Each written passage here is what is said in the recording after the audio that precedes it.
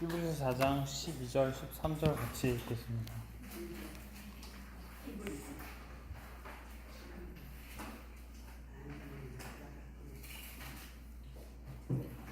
같이 읽겠습니다. 하나님의 말씀은 살아있고 활력이 있어 좌우의 날선 어떤 검보다도 예리하여 혼과 영감이 관절과 골수를 찔러 쪼개기까지 하며 또 마음의 생각과 뜻을 판단하나니 지신 것이 하나도 그 앞에 나타나지 않음이 없고 우리의 결산을 받으실 이의 눈앞에 만물이 벌거벗은 것 같이 드러나느니라. 아멘. 9월달 키워드가 실천이죠. 이 실천이라는 키워드 속에 우리가 받아야 될 응답이 너무나도 많습니다. 이 실천이라는 말 하나에 우리가 머리로만 알았던 지식, 그리고 지식으로 알았던 이 말씀이 실제로 내 삶 속에서 성취되어지고 그리고 실제로 살아서 역사하시는 것을 확인하는 달이 9월달입니다. 그래서 우리가 9월달에 우리에게 있어지는 모든 만남과 문제와 사건들이 결국 다 무엇이냐면 말씀 성취의 증인으로 우리를 세우기 위해서 하나님께서 허락하신 거라는 것 사실을 항상 기억해야 돼요. 특별히 9월달에는 우리가 평상시에는 문제가 닥쳐왔을 때 문제다 생각했지만 평상시에 우리가 이 사람을 만나고 저 사람을 만났을 때 그런가 보다 생각할 수 있겠지만 9월달만큼은 실천입니다. 그러면 이번 주 강단 말씀을 붙잡고 왜 이 강단 말씀 속에서 이 만남이 우리에게 허락되어졌는지 그리고 왜 이런 일들이 나에게 일어났는지를 말씀 속에서 찾고 그 말씀 속에서 답을 얻는 그 자체가 벌써부터 실천이고 응답의 시작인 것입니다. 그래서 우리가 9월달에 받아야 될 응답이 그만큼 사실적이게 되는 거예요. 머리로만 아는 것이 아니라 진짜로 내 삶 속에서, 내 가정 속에서, 내 직장에서 하나님께서 이 실천이라는 키워드를 주고 강단 말씀이 실제적으로 이제 역사하는 한 달이 될 줄 믿습니다. 하나님은 영이십니다. 이부 예배 시작할 때 김전사님 항상 이렇게 벨 치시면서 하나님은 영이시니 하면서 이렇게 예배 시작하시죠. 하나님은 영이시기 때문에 눈에 보이지 않아요. 눈에 보이는 것은 하나님이 아니에요. 하나님께서 하나님의 존재하심을 눈에 보이는 걸 통해서 드러내실 수는 있지만 그건 하나님이 아니에요. 눈으로 볼 수 있다면 그건 절대 하나님이 아닙니다. 하나님은 눈에 보이시지 않기 때문에 우리가 하나님을 알 방법이 없어요. 그래서 하나님께서는 말씀을 주신 거예요. 말씀을 통해서 우리는 하나님의 존재를 알았고 말씀을 통해서 우리가 죄인임을 알았고 또 말씀을 통해서 예수 그리스도 통해서만이 하나님 만날 수 있다는 사실도 알게 됐어요. 그러면 이 말씀의 특징 여러분들 너무나 잘 아시겠지만 무조건 성취된다라는 것입니다. 100% 성취된다라는 게 말씀의 특징인데 성경의 첫 시작을 말씀 성취로 시작하죠. 하나님이 흑암과 혼돈과 공허 가운데 빛이 있으라 하니까 빛이 있었고 이 창조 자체가 벌써 하나님의 말씀의 성취라는 겁니다. 우리가 매일 아침에 일어나서 세수하고 거울 보는 그 거울 속에 내 자신을 볼 때마다 하나님의 말씀 성취인 거예요. 하나님께서 그 코에 생기를 불어 넣으셔서 인간을 존재하게 하셨기 때문에 우리는 하나님 말씀 성취의 결과로 살아가고 있고 또 하나님 떠난 우리 인간에게 저주와 재앙이 다가올 수밖에 없는 것도 하나님 말씀 성취인 거예요. 하나님과 함께 살도록 지어진 인간이 하나님을 떠났기 때문에 당연히 그럴 수밖에 없는 것입니다. 그러면은 주보에 보시면은 첫 번째 하나님의 말씀은 살아있고 그리고 활력이 있습니다. 어찌 보면 당연한 말인데 하나님께서 살아계시기 때문에 그의 말씀 또한 살아있는 거예요. 그것을 말한 사람이 살아있고 또 그것을 성취할 자가 살아있기 때문에 그 말씀이 효력을 발휘하는 것입니다. 아무리 세종대왕이 훌륭한 왕이라 할지라도 그 왕이 죽었기 때문에 세종대왕이 살았던 시대의 왕의 명령은 효력을 잃어버리는데 지금 이 말씀을 하시고 그것을 성취하시는 하나님께서 살아계시기 때문에 이 말씀은 살아있고 활력이 있는 것입니다. 역사책이 아니라 살아계신 하나님의 말씀이에요. 다시 아까 초반에 말씀드린 걸로 다시 돌아가면 하나님께서 자기 자신을 나타내는 방법으로 말씀을 주셨어요. 그럼 지금도 살아계신 하나님께서는 우리에게 나타나신 그 말씀을 통해서 역사하신다라는 거예요. 그럼 우리가 그 말씀을 붙잡았을 때 살아계신 하나님을 우리가 체험할 수 있는 유일한 방법이 말씀인 거예요. 하나님께서는 어떤 눈에 보일 수 있는 것을 우리에게 나타나셔서 하시는 것이 아니라 성경 66권을 통해서 우리에게 말씀으로 나타나시는 거예요. 그래서 우리는 진짜 말씀을 붙잡아야 되는 거예요. 그렇게 놓고 봤을 때 말씀 실현의 삶이라는 것은 어마어마한 축복인 것입니다. 그래서 살아계신 하나님을 체험하는 방법이 내 삶 속에서 말씀이 성취되어지는 것을 매일매일 체험할 때 진짜 하나님이 살아계시는구나를 체험할 수 있는 거예요. 그러면 우리가 하나님의 말씀을 듣지 않는다면, 그리고 하나님의 말씀을 내 삶 속에서 내가 묵상하고 집중하지 않는다면 하나님의 말씀은 나와 상관없이 계속 성취되어지는데 나는 그걸 확인하지 못해요. 그럼 나에게 있어서는 죽은 하나님이 되는 거예요. 주는 그리스도시요 살아계신 하나님의 아들이십니다. 이 고백이 나와 전혀 상관이 없는 거예요. 그냥 아는 성경 구절. 마치 이순신 장군이 거북선으로 왜군을 격퇴했다. 이렇게 아는 것처럼 아는 얘기. 왜 목사님은 또 복음 얘기하시지? 아는 얘기. 알잖아요, 다. 제가 매일 주일날마다 와서 세종대왕이 한글 지었습니다. 계속 그 얘기해보세요. 여러분들 교회에 안 나오시겠죠? 성경을 역사책으로 알고 지식으로 아는 순간 그렇게 되는 거예요. 그때 이제 졸고 그냥 앉아있는, 그냥 교회 왔다 갔다 하는 사람이 돼버리는데, 하나님께서는 말씀을 통해서 자기 자신을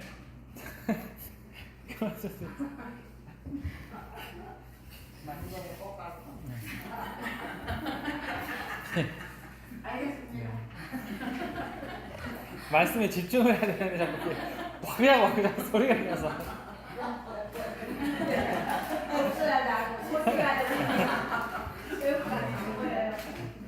우리가 진짜 말씀이 이렇게 손을 막으려야 안 갈 정도로 이렇게 말씀이 우리가 이렇게 돼야 되는데, 그래서 이 말씀에 이렇게 송이 꿀을 발라서 이렇게 먹게끔 했던 수도 있는데, 진짜 우리에게 말씀을 그렇게 달아야 됩니다.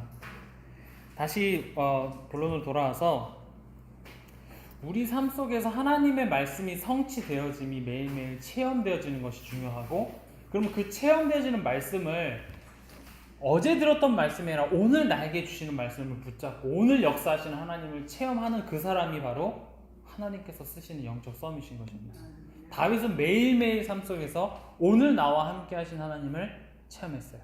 그랬을 때 골리앗이란 어마어마한 문제가 왔을 때 웃을 수 있었어요. 이미 싸우지도 않고 승리를 확신할 수 있었습니다. 왜 우리가 맨날 세상에서 지죠? 왜 맨날 어려운 문제 가운데 넘어지죠? 오늘 살아서 역사하시는 하나님을 우리는 체험하지 못하고 있기 때문에. 저번 주에 들었던 말씀, 아니면 저번 WRC 때 들었던 말씀 아직도 붙잡고, 아니 원단 메시지 붙잡고, 그때 그 말씀 붙잡고 있는데 오늘 나에게 주시는 말씀 아직 체험하지 못했다는 거죠. 말씀에서 힘을 얻으라는 것이 아니라 하나님께서 자기 자신을 말씀을 통해서 드러나시기 때문에 오늘 역사하신 하나님을 체험하는 방법은 말씀인 것입니다. 그리고 하나님의 말씀은 활력이 있는 말씀이라고 했어요. 영어 성경에는 액티브라고 되어 있습니다. 그 말은 수동적이 아니라 능동적이라는 거예요. 말씀은 내가 내 삶 속에 막 억지로 가져와가지고 이렇게 적용하는 말씀이 아니라 나와 상관없이 활력이 있어서 하나님의 뜻을 따라서 성취되어지는 게 말씀이에요. 그러면 우리는 여태까지 수동적인 말씀, 쉽게 말하면 생선으로 따지면 죽은 생선이에요. 그래서 그냥 내가 아무데나 여기다가 갖다 놓고 내가 필요한 데다 갖다 놓는데, 하나님의 말씀을 감히 생선에 비유해서 죄송하지만 살아있다라는 거예요. 내가 어떻게 조종할 수 있는 것이 아니라 그 말씀의 흐름 가운데 내가 들어가는 것이 중요한 것입니다. 그래서 또 이 액티브라는 말을 가지고 제가 좀 생각을 해봤는데, 우리가 이제 신용카드라든지 체크카드를 신청을 하면 이렇게 배달이 오잖아요. 그럼 그거를 활성화시키는 걸 또 액티브라 그래요. 액티베이션이라고 하는데, 이 카드를 활성화시키기 위해서는 그 인증번호 같은 걸 이렇게 주잖아요. 그럼 그 인증번호를 누르면 그제서부터 그 카드가 효력을 발휘하기 시작을 해요. 아무리 좋은 카드가 있어도, 아무리 이 카드에 뭐 멤버십이 좋아도 그게 이제 활성화가 돼야 이제 그 카드를 쓸 때 되지, 아무리 활성화 안 시키고 막 잘 긋는다고 해서 되어지는 게 아니거든요. 하나님의 말씀이 아무리 좋고 어마어마한 말씀이라 해도 그것을 활성화시켜야 되는데 그 활성화시키는 코드가 뭐냐면 예수 그리스도라. 예수 그리스도를 붙잡는 자, 그 코드를 가지고 있는 자에게 이 말씀이 상관이 있어지는 거예요. 하나님은 우리의 믿음과 상관없이 말씀을 성취하시는데 그 성취하시는 말씀이 나와 상관 있고 나에게 응답으로 다가오는 유일한 키가 바로 예수 그리스도입니다. 그래서 여러분들 인증 코드를 항상 쓰셔야 돼요. 예수 그리스도. 예수 그리스도, 이것 때문에 우리는 하나님의 말씀이 나에게 성취되어질 근거가 있는 것입니다. 두 번째는 사람들의 상처와 치유입니다. 이 세상에 상처 없는 사람 단 한 사람도 없죠. 그리고 경제 문제 없는 사람이 있을까요? 돈 어렵고 힘들어요. 근데 저는 그게 잘못됐다라는 것이 아니라 사단이 그걸 타고 들어와서 우리에게 말씀만 놓치게 하기 때문에 우리에게 있어서 저는 상처 있다고 보고 어려움이 있다고 보고 그걸 없애라 이걸 이렇게 하는 거는 쉽지 않아요. 왜냐면 우리 이 땅에 살아가면서 아직도 우리의 체질이 있기 때문에, 그리고 우린 죄인으로 태어나서 예수님 만나기 전까지 살아왔던 그 인생만큼이 우리에게는 어떻게 보면 상처가 되잖아요.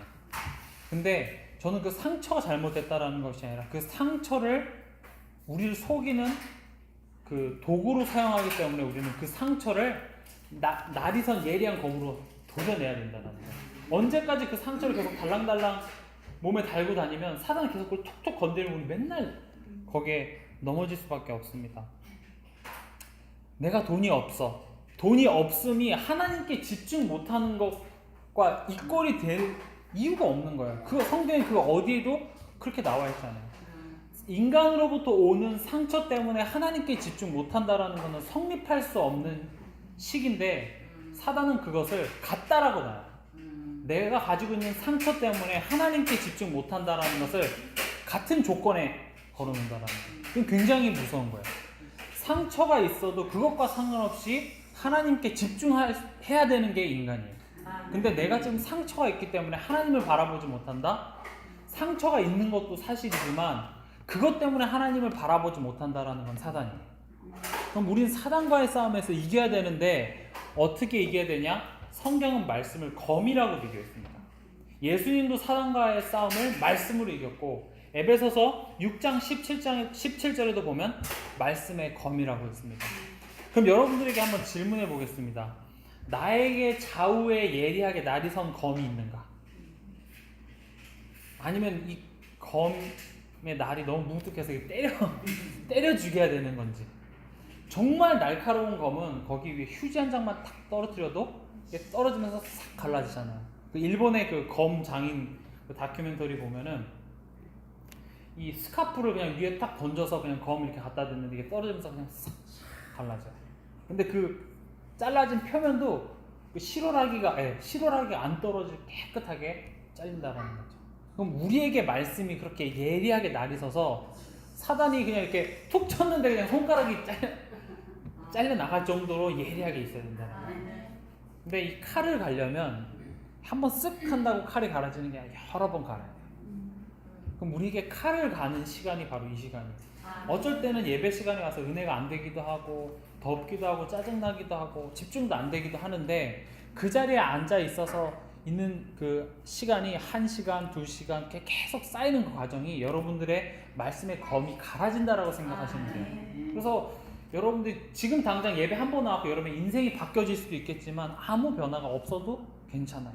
왜냐하면 나의 말씀의 검을 가는 시간입니다.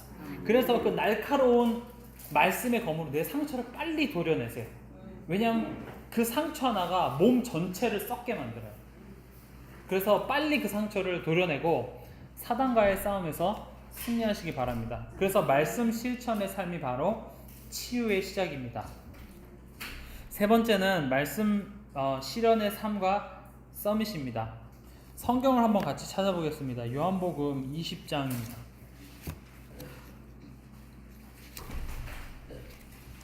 요한복음 20장 31절 같이 읽겠습니다. 요한복음 20장 31절 같이 읽겠습니다.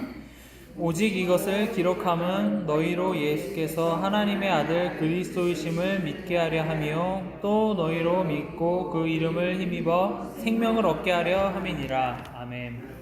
성경을 기록한 목적이 예수님이 하나님의 그리스도이고 하나님의 아들이심을 믿어서 생명 얻게 하는 것이 성경의 기록된 목적입니다. 그러면 우리가 들은 말씀의 모든 결론이 이걸로 나야 돼요. 이게 안 나면 우리는 잘못된 것 붙잡는 거예요. 편지를 쓴 사람의, 류 목사님이 그 예 자주 드시죠. 편지를 쓴 사람의 목적이 있는데 존경하는 류 목사님 사람들 존경하는데 그 존경한다는 말에 막 집중하고 있으면 그거는 잘못 깨닫고 있는 거다. 이런 예를 드셨었죠. 성경을 하나님께서 우리에게 주신 기록 목적이 지금 너무나도 분명하게 나와 있는데 우리는 어찌 보면 성경을 많이 공부하고 있는 걸 수도 있어요. 아니면 나에게 필요한 말씀을 성경에서 찾아다가 가져서 적용하는 걸 수도 있어요. 근데 신천지라든지 그다음에 이단들 있잖아요. 여호와의 증인 성경 인용이에요. 처음부터 끝까지 성경만 얘기해요. 어찌 보면 세상 예화도 안 들고 성경만 계속 얘기해요. 우리보다 더 성경을 잘 알아요. 그렇죠? 이렇게 전도하는 거 들어보면은 성경으로 해서 성경으로 끝나요. 그렇죠? 그러면 성경을 많이 아는 게 중요한 것이 아니에요. 바리새인 서기관들 성경의 전문가예요. 성경을 많이 아는 것이 중요한 것이야. 그게 또 잘못됐다라고 얘기하는 것이 아니라 성경의 기록 목적을 잃어버린 채 성경을 많이 아는 것은 오히려 독이 될 수 있어요. 그럼 성경의 기록 목적은 분명하게 여기서 예수가 바로 그리스도고 그분이 바로 하나님의 아들이십니다. 이 기록 목적을 요것만 딱 놓친 걸 보고 이단이라고 해요. 그렇잖아요. 예수 그리스도 하나님 살아계신 하나님의 아들이십니다. 요것만 없애고 성경의 좋은 구절을 가져다가 말하는 게 이단인 거예요. 그럼 어찌 보면 우리 삶 속에서 예수 그리스도 놓치고 많이 아는 성경은 우리도 한테 이단이 될 수 있다라는 거예요. 여러분 이단이라는 소리는 아니지만 진짜 중요한 성경 기록의 목적을 우리가 분명히 붙잡는 것이 어떻게 보면 말씀 실현 삶의 시작이라는 거예요. 그래서 모든 설교에서 내가 듣고 나서 나에게 결론 내지는 게 진짜 오직 예수가 그리스도구나 이 사실이에요. 이게 계속 똑같이 얘기하는데 예수가 그리스도라는 사실 요거 하나 전달하기 위해서 하나님께서 말씀을 주셨기 때문에 그 말은 이것만으로 충분하기 때문에 다른 것에서 필요한 것이 아니라 이것만으로 충분하기 때문에 하나님께서 주신 거예요. 그럼 반대로 생각해서 예수가 그리스도라는 사실에서 내가 답을 얻지 못하잖아요. 그럼 그건 어찌 보면 문제가 아니라는 소리예요. 하나님께서 답을 다 주셨는데 그 답이 나에게 답이 되지 않으면 나는 문제 아닌 것을 문제라고 붙잡고 있다는 거죠. 하나님한테 그건 문제 아닌 거예요. 예수 그리스도가 답이 되는 것이 문제인 건데 우리는 예수 그리스도가 답이 안 된다라는 말은 하나님이 봤을 때 문제 아닌 걸 붙잡고 문제라고 하고 있다는 거죠. 그러면 하나님께서는 이것만으로 충분하다라고 말씀하십니다. 우리는 예수 주는 그리스도시요 살아계신 하나님의 아들이십니다. 이 안에서 모든 내 인생의 과거, 현재, 미래의 답을 다 찾아내야 됩니다. 성경 또 한 절 더 보겠습니다. 요한복음 8장입니다.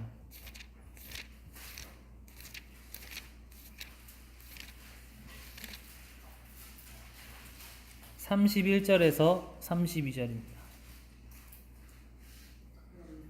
같이 읽겠습니다.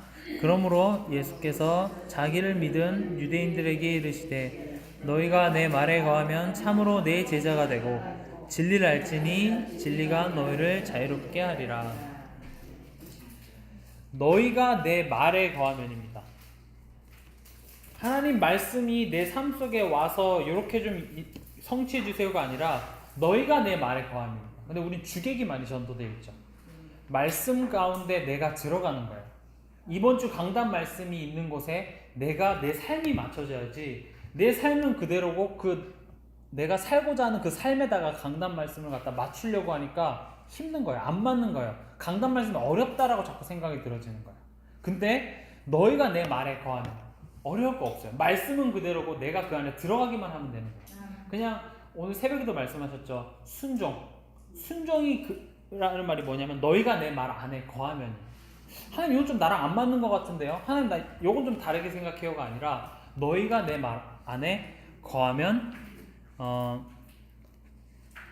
참으로 내 제자가 되고 내가 진짜 절대 제자인 증거는 말씀을 내 삶으로 끄집어 당기는 것이 아니라 말씀 가운데 내 삶이 들어가 있는 자가 바로 참 제자예요. 그 말은 강단 말씀이 선포되어지면 아멘으로 받아들이고 말씀 실현의 삶을 사는 자가 바로 참 제자라는 거예요. 그럼 이번 9월 한 달 동안 여러분들이 참 제자가 될 수 있는 응답받는 축복의 9월이 되는 거예요. 요걸 딱 붙잡으시면 돼요. 다른 사람들은 키워드 이렇게 실천입니다 했을 때 뭐 그런가 보다 넘어가지만 우리들은 딱 붙잡고 9월 한 달이 딱 지나면 나의 응답 받은 리스트에 쓸 수 있는 키워드가 돼요. 그리고 32절에 보면 진리를 알지니 진리가 너희를 자유케 하리라고 했습니다. 요한복음 14장 6절에 보면 누가 진리죠? 내가 곧 길이요 진리요 생명이니라고 했습니다. 우리에게 있어서 진리는 예수 그리스도예요. 그 안에 참 자유가 있다고 했습니다.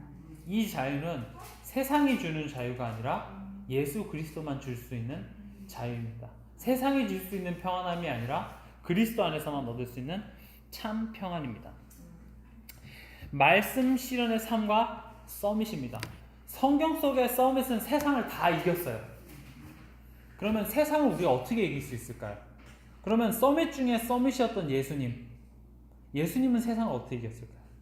예수님이 이렇게 십자가에 못 박히셨을 때 못을 탁 빼고 못을 막 던져갖고 싸워서 이겼을까요? 아니에요. 예수님이 세상을 이긴 방법은 십자가에서 죽으셨어요. 그 다음에 부활하셨어요. 이것은 하나님의 말씀의 성취이고 하나님의 뜻이 이루어진 거예요. 우리가 세상을 이기는 방법은 세상과 싸워서 이기는 것이 아니라 갈라디아서 2장 20절 그리스도와 함께 십자가에 죽는 것이 세상을 이기는 방법이에요.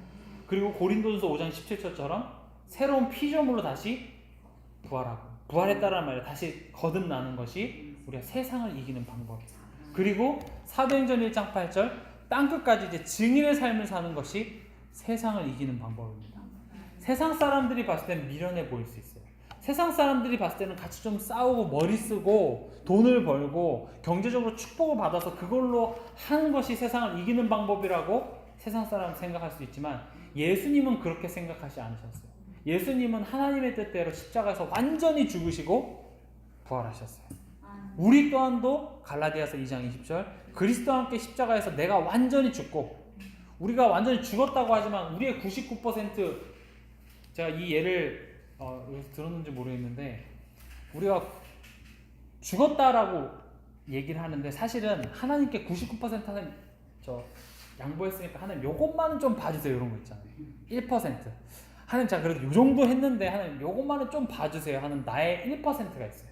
근데 곰곰이 생각해보면 나의 100 중에서 99%를 1%에 다 몰아넣고 별로 중요하지 않은 99% 하나님께 다 드리고 한 요거는 좀 봐주세요. 근데 이 1%가 어떻게 보면 나의 100%예요.